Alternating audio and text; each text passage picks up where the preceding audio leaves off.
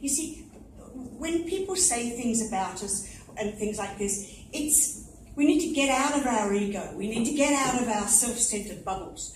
We need to get out of thinking that someone else is even thinking about us. When someone says something rude about us, it's telling us more about them than it is about us.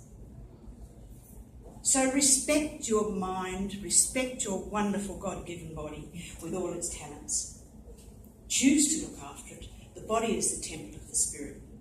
Thank you so much.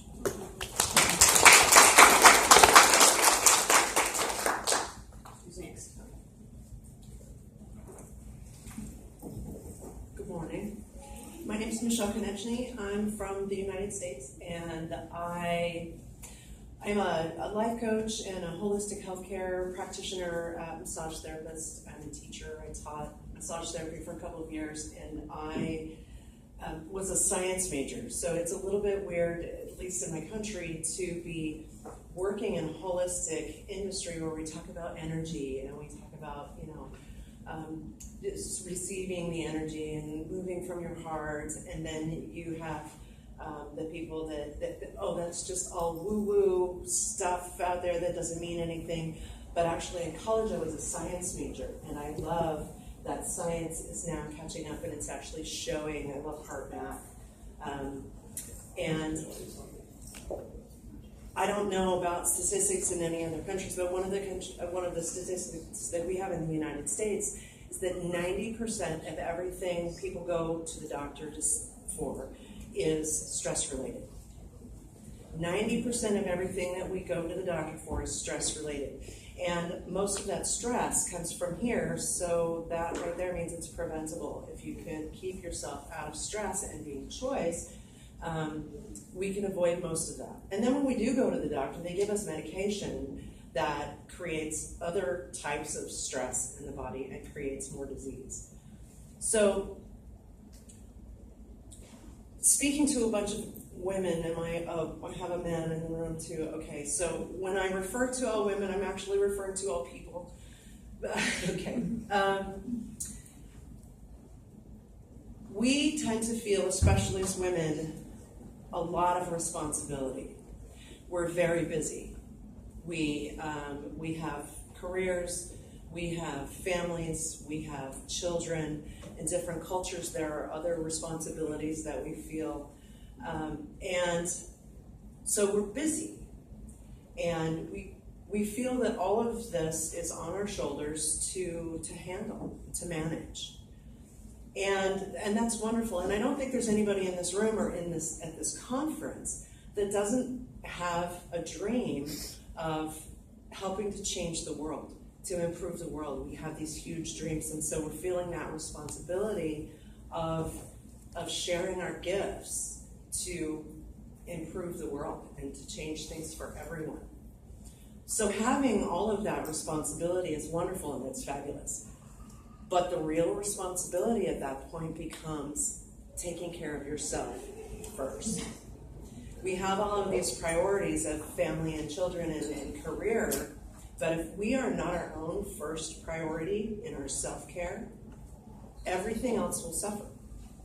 And so when we're truly feeling that responsibility, our first responsibility really should be put ourselves at the top of that priority list. And one of the ways, there are many, many ways of good self-care, taking the time. But one of the ways that I teach people in my business is to listen to their body and to listen to their heart. We get so stuck in this mindset of, I have to do this, I have to do this, I have to feed my family, I have to go to work, I have to pay my bills. And then when you have 5 minutes where you don't have to do something, you have a whole list of shoulds. I should study for that, I should manage that, I should plan for that. When this is full of I have to and I should, it creates stress. But if you can move from I get to and I want to, there's no stress involved. It becomes a motivation. It becomes part of your self-care when you're moving from your heart. And I know that everyone has an internal messenger. We all have this dream, we all have this idea, this feeling, this passion that is trying to bubble up out of us. And that is what will nourish you at your highest and make you in your highest mindset and in your best health, which is where we need to be to actually do our best when we're trying to give our gifts to our family and to our careers. So putting yourself first and following those passions. Now, I don't know about other cultures. This is, by the way, my first time ever outside of the United States. It's also my first time ever speaking to more than a group of about 10 people, and I knew all of them. They were all my friends. So, but I have this passion. I have to be here. When my friend said, I'm going to get emotional. When my friend said, I'm going to India to speak at this women's conference, I said, I have to go. And then I spent the last 6 months with this, trying to talk me out of it, to tell me how I couldn't do that, and I shouldn't do that, and it's so expensive, but I knew I had to. And this is what I'm talking about, is listening here to the thing that your soul is telling you you have to do. And even if it's just, I have to go out into nature. One of the things that we get hung up on is we think our passion has to make money. We think our passion has to become a career. But your passion is really just to your best benefit. And if it's, I have to go and walk beside the water, I have to go and sit beside the ocean, whatever it is, whatever this is telling you that you have to do that's going to nourish you, will give you the motivation to go to the job that maybe you don't exactly enjoy and not be stressed about it.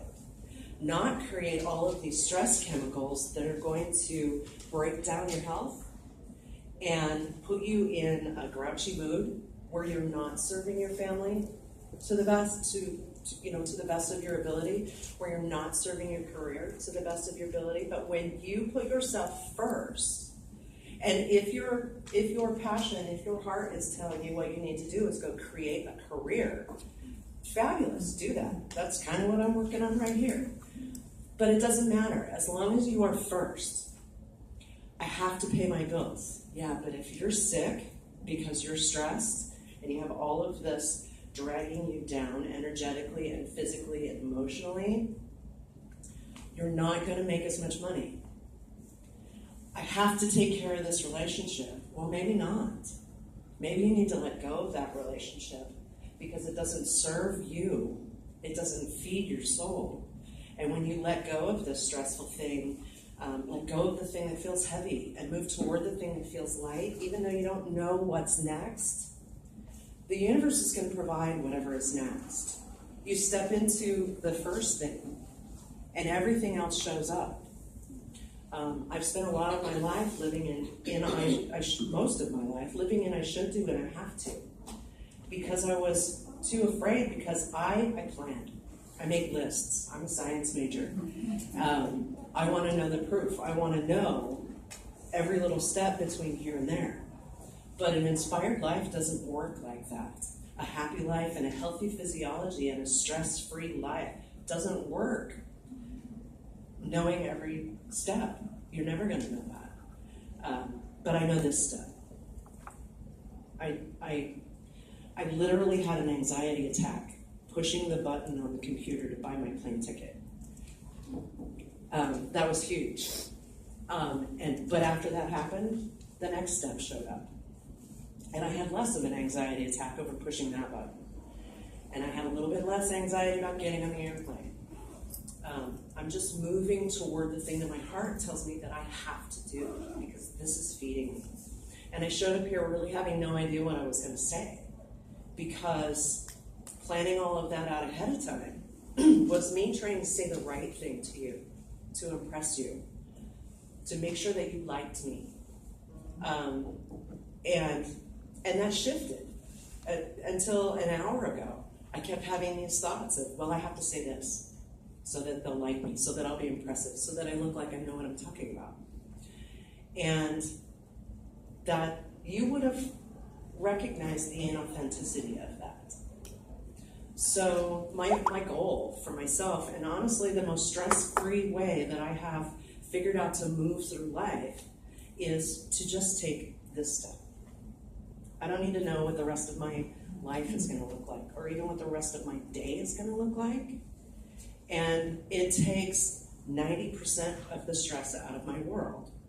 I listen here, and I do the thing that my soul tells me that I have to do, because this feeds me and it raises my vibration, and I serve the world better that way. I will make better changes. I will have better relationships. We will make more money if we are constantly listening and moving from our hearts instead of our heads. All of this should do and have to. Grass doesn't grow on a busy street, is what I tell people. So when this is busy, trying to plan out every single step between here and there, there's no space in here for creative idea.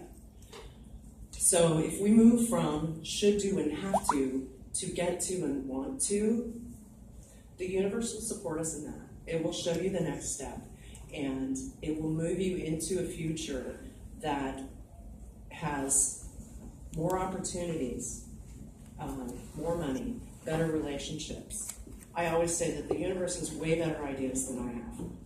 So if I just start moving forward, all of the things that support that will show up.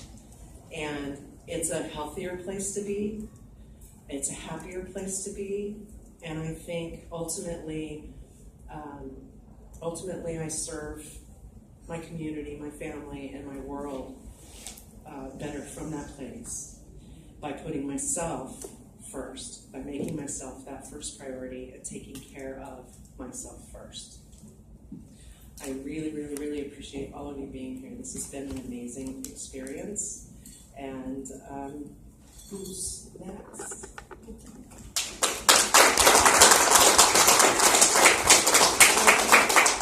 Is your next speaker, right? Yeah. Okay.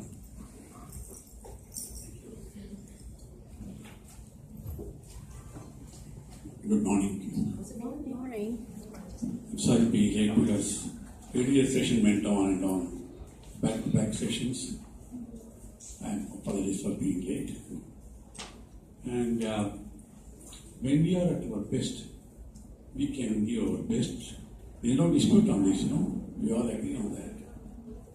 So, and also stress and self-care.